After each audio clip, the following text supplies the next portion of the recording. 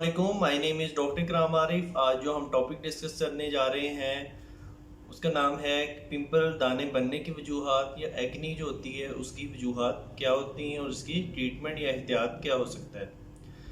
तो सबसे हम देख लेते हैं जो एक्नी होती है या जो पिंपल दाने होते हैं वो किन किन जगह पे हो सकते हैं। जो पिंपल दाने हैं या एक्नी है वो आपके फेस के ऊपर हो सकती है, आपके बालों के ऊपर हो सकती है, आपकी बैक के ऊपर हो सकती है। अब जो एक्नी है ये होती कैसे है, आपके जिस्म में कमर के ऊपर, बाजू के ऊपर या फेस के ऊपर जब मसाम होते हैं, ठीक है, जो पोर्स होते हैं उसमें बेसिकली होता है कि सीबम प्रोडक्शन ज़्यादा हो जाती है। सीबम का काम ये होता है कि ऑयल प्रोडक्शन होता है, ठीक है, रूट्स के अंदर होती है, उसकी वजह से आपके दाने बनना शुरू हो जाते हैं। अब इसके बाद इसकी देख लेते हैं कि इसकी वजूहात क्या होती हैं एक्नी की वजूहात डिफरेंट एज में डिफरेंट होती हैं। सबसे पहले होती है हार्मोनल इम्बैलेंस। हार्मोनल इम्बैलेंस जो होता है आपकी यंग एज में जैसे होता है लड़के या लड़कियों में, 18 साल की एज में या आपकी प्यूबर्टी की एज होती है, जब आप जवान हो रहे होते हैं उस दौरान ये होता है कि आपके दाने ज़्यादा आपको देखने में नज़र आते हैं। तो उसकी वजह ये होता है कि आपके हार्मोनल चेंजेस हो रही होती हैं, टेस्टोस्टेरोन और दूसरे जो हार्मोन्स हैं, प्रोजेस्टेरोन और जो एस्ट्रोजन है, डिफरेंट हार्मोन की आपकी रेगुलेशन हो रही है, अप डाउन हो रहे होते हैं, जिसकी वजह से आपके दाने बनना शुरू हो जाते हैं। अब जो ओल्ड एज है, जैसे जिन औरतों में 40 साल के बाद अगर मेंसेस स्टॉप हो जाते हैं तो उनमें उसको मीनोपॉज कहते हैं, तो उसमें भी ये होता है कि आपको ये एक्नी का प्रॉब्लम है देखने में आ सकता है। दूसरी वजह क्या होती है कि आप कुछ लोगों में स्ट्रेस एक्नी होती है कि अगर कोई ज़्यादा लोग टेंशन लेते हैं उसकी वजह से भी आपको दाने निकलना शुरू हो जाते हैं। और तीसरी वजह होती है कि आप अगर कोई मेडिकेशन यूज़ कर रहे हैं।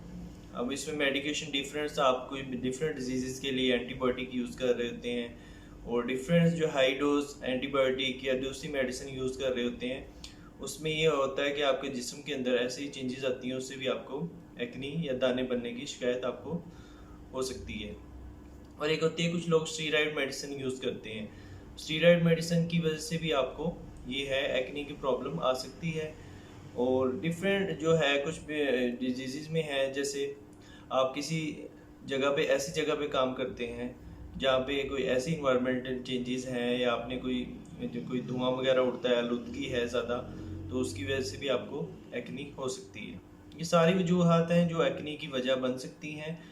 तो इसमें एहतियात ये होता है कि आपको जो ऐसी चीज़ें खाएं जिसमें ऑयली चीज़ें ना खाएं। जैसे आप किसी स्किन स्पेशलिस्ट के पास जाते हैं तो वो आपको ऑयली चीज़ें खाने से मना करते हैं, पराठे और जो डिफरेंट ऑयली चीज़ें हैं, तली हुई चीज़ें होती हैं, उनसे आपको मना करते हैं। तो एक तो चीज़ ये है कि अपने खाने पीने के अंदर कंट्रोल करें, ऑयली चीज़ें कम खाएं, तो इससे भी आपकी एक्नी कंट्रोल में हो सकती है। दूसरा ये होता है कि एहतियात ये होता है कि कुछ लोग होता है कि दाना बनता है उसके बाद उसको छेड़ना शुरू कर देते हैं। छेड़ने के बाद ये होता है कि जो दाने ने खुद रिजॉल्व होके उसने ख़त्म हो जाना होता है, आपके अगर कंट्रोल करके आप उसमें एक डिफरेंट क्रीम अप्लाई करते हैं तो उसकी वजह से भी आपका वो ये होता है कि अगर आप छेड़ते हैं तो वहाँ उस जगह पे ज़ख़म बन जाता है, बाद में स्कार बन जाता है। स्कार को इतनी जल्दी आप ट्रीट नहीं कर सकते, उसका फिर लेज़र ट्रीटमेंट है, डिफरेंट ट्रीटमेंट्स हैं, फिर उसको कम्प्लिकेशन जो आपका इलाज है वो कम्प्लिकेट हो जाता है।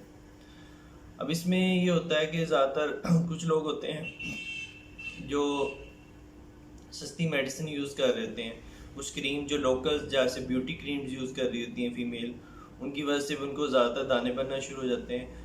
तो इसमें ये होता है कि आप लोकल क्रीम या जो ब्यूटी क्रीम्स हैं वो तैयार, मतलब इस एज में जैसे यंग एज है तो उसमें तैयार करें, उसमें ये यूज़ ना करें। उससे होता है कि आपकी एक्नी ज़्यादा बढ़ सकती है।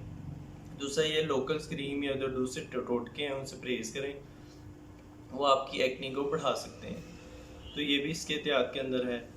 और इसमें ये होता है कि डिफरेंट्स आपकी, अगर कोई आपको ज़्यादा इसमें प्रॉब्लम आ रहा होता है तो इसमें आप अपने मुतलका जो स्किन स्पेशलिस्ट है उसको चेक करवाएं।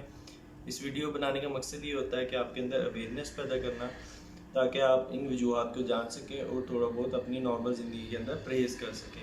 इस तरह की बहुत सारी वीडियो के लिए मेरे चैनल है और यूट्यूब पे डॉक्टर इकराम आरिफ के नाम से, उसको ज़रूर सब्सक्राइब करें ताकि आने वाली आपको वीडियो मिल सके। थैंक यू, अल्लाह हाफ़िज़।